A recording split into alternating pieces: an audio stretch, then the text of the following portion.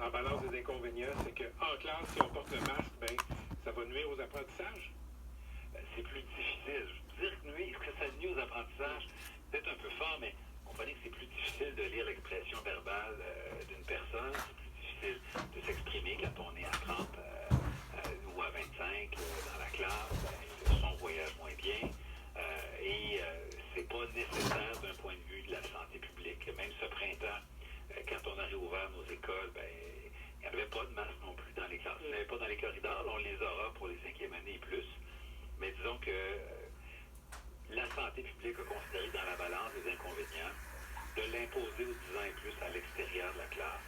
C'était suffisant là, pour avoir de la sécurité et limiter la propagation. En fait, les réponses que je vous donne sont davantage des réponses qui nous viennent de la santé publique. C'est pas au ministre de l'Éducation de décider qu'est-ce qui est mieux d'un point de vue de propagation là, des particules ou du virus. Là, on se fie aux experts pour ça. M. Roberge, il y a plusieurs parents, profs qui m'ont signalé que, bon, avec ce mot que j'ai, le présentiel en classe, là, on est obligé d'envoyer les enfants à l'école en classe, à moins qu'ils aient une raison médicale attestée. Là. Si on avait permis l'éducation à distance, ben, ça aurait permis de faire des classes plus petites, et ça, c'est une grande préoccupation à cause de la distanciation. Si on avait permis l'éducation à distance, pour certains élèves, ceux qui le veulent, ceux dont les parents le veulent, on aurait eu des classes où la distanciation est plus facile à respecter. Pourquoi on n'a pas permis, pourquoi on a obligé la présence en classe? Bien, l'école au Québec, c'est obligatoire de 6 à 16 ans, puis on pourrait plaider que même quand on n'est pas en temps de COVID, c'est plus intéressant d'avoir des classes plus petites pour favoriser l'interaction et meilleur contact avec l'enseignant, mais il faut se demander aussi qu'est-ce qui est mieux pour tous les enfants du Québec. Puis ce qui est le mieux, c'est d'aller à l'école. Donc on comprend qu'il y en a certains qui ne pourront pas venir vraiment malheureusement parce qu'on a des conditions médicales, mais ce que nous dit l'Association des pédiatres du Québec, c'est que c'est important la présence en classe. C'est important le contact humain avec l'enseignant ou avec l'orthopédagogue ou avec le psychoéducateur. Et c'est vraiment une mesure exceptionnelle qui peut justifier qu'un élève ne fréquente pas l'école. On a vu là, dans les manchettes la semaine passée, M. Roberge, qu'il y a encore des pénuries de profs. Là. À la veille de la rentrée, il y a des écoles qui ont encore besoin de profs. Ça va faire 2 ans que vous êtes ministre de l'Éducation. Le prenez-vous personnel le fait que, comme avant votre arrivée, comme à l'époque vous étiez dans l'opposition, ben, le métier de prof, surtout dans la grande région de Montréal, attire pas assez de candidats? Ben, j'ai hâte qu'on inverse vraiment la tendance, mais il ne faut pas penser. Mais vous ne l'avez pas inversé. C'est un geste. Ben oui, tout à fait. Parce que déjà, la première, après, ça faisait même pas 1 an que le gouvernement, la coalition Avenir Québec était là, et puis les hausses dans les facultés des sciences d'éducation étaient d'à peu près 6 par année, alors que ça faisait des années que ça descendait. Puis là, tout à coup, ça s'est mis à monter. Mais c'est quelque chose qui prend du temps. On parle de milliers de personnes qui doivent faire le choix de la profession enseignante. On parle d'une formation qui dure quand même quelques années. Un bac, c'est 4 ans. Ceci dit, c'est pas parce que c'est long qu'il ne faut pas commencer tout de suite. Au contraire, c'est parce que c'est long. C'est quand même le symptôme du fait qu'il y a des nouveaux profs qui quittent la profession. Vous connaissez les statistiques comme moi. Là, je pense que c'est 1 sur 4, 1 sur 5 qui quittent après 4-5 ans. Pourquoi est-ce que prof, qui est un métier noble, qui est un beau métier, c'est quand même un métier qui a de la misère à attirer des candidats? Bien, moi, je dirais de moins en moins. On travaille pour en attirer davantage. Il y a plusieurs raisons. Une des raisons, c'est qu'on avait un problème d'insertion professionnelle. Les enseignants arrivaient et étaient un peu laissés à eux-mêmes. Donc, dès la première année, on a implanté une mesure de mentorat sur 5 ans. Donc, chaque nouveau prof, maintenant, qui fait son entrée dans la profession, se voit assigner un mentor d'expérience qui va le suivre au fil des années. Donc, il a fallu préparer ce programme-là, il a fallu le financer, puis là, ben, c'est la 2e année que ça fonctionne. Parce qu'on veut garder nos jeunes enseignants, on veut qu'ils puissent se confier à quelqu'un d'autre que la direction d'école, qui est leur patron. Donc, d'être capable de parler à un prof d'expérience qui n'est pas là pour juger, mais qui est là pour aider, c'est un des facteurs aidants. Ensuite, pour avoir plus de monde, ben, il a fallu diversifier les portes d'entrée dans la profession.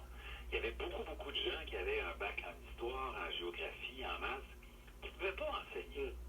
Alors, on a assoupli cette règle-là. On permet à tous les gens qui ont un baccalauréat disciplinaire de devenir enseignants très rapidement.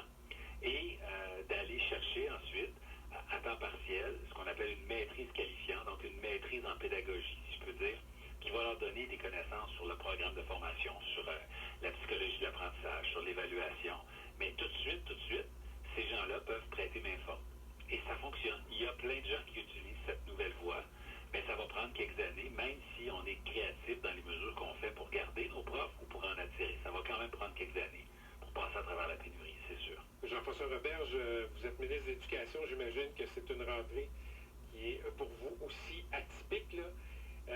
Tout le monde se croise les doigts pour pas qu'il y ait une deuxième vague, ou si on a une deuxième vague, qu'elle soit la moins violente possible en termes viral, là. Mais le scénario qui ferait qu'on fermerait les écoles, c'est quoi dans vos cartons? Ben, ce serait, j'imagine, s'il y avait des éclosions vraiment. Des éclosions, ça ne veut pas dire des cas, mais donc des cas qui amèneraient à une transmission vraiment communautaire dans les écoles. Mais on n'est pas là du tout et je ne peux pas vous dire là vraiment ce qui nous amènerait à ça, parce que quand ça arrive, c'est une décision de la santé publique. C'est pas le ministre de l'Éducation qui prend ce genre de décision-là. Évidemment qu'on se parle, mais ce sont les experts de la santé publique qui sont vraiment les mieux placés pour dire, ben voici, là, il y a une propagation qui se passe de telle façon entre les élèves ou avec les enseignants. Mais vraiment, on n'anticipe pas ça à ce moment-ci, parce que le plan de la rentrée, on l'a élaboré à la lumière de tout ce qui se fait là, dans toutes les études en Occident. Et grosso modo, on est pas mal arrivés tous aux mêmes conclusions là, quand on regarde les 10 provinces canadiennes. Nos plans de la rentrée diffèrent à certains égards, mais c'est vraiment à la marge. On a tous fait à peu près la même analyse. Moi, je suis très confiant que les mesures sont en place pour éviter les éclosions. Il y a beaucoup de parents qui m'ont signalé le cas d'Israël où on a repris l'école, puis ça a été pas mal le bordel. Qu'est-ce qui fait que, selon vous, là, le Québec peut éviter le scénario israélien? Oui, il y a vraiment des exemples et des contre-exemples. Hein. Il y a le scénario israélien, il y a ce qui s'est passé en France, il y a l'Australie, il y a la Corée du Nord, du Sud. Là, j'ai comme un problème politique en Je pense que c'est le Sud. Merci, mais pourtant, il ne faut tellement pas les convaincre. Il ne faut tellement pas les convaincre, désolé. La Corée du Sud qui nous donne des bonnes indications. Mais bon, ce qui s'est passé en Israël, on ne peut pas le documenter à 100%, mais les classes étaient bondées encore plus qu'au Québec. Le nombre de pieds carrés était très, très restreint. Il fait pas mal plus chaud en Israël qu'ici. Et on refusait d'ouvrir les fenêtres au nom d'une climatisation.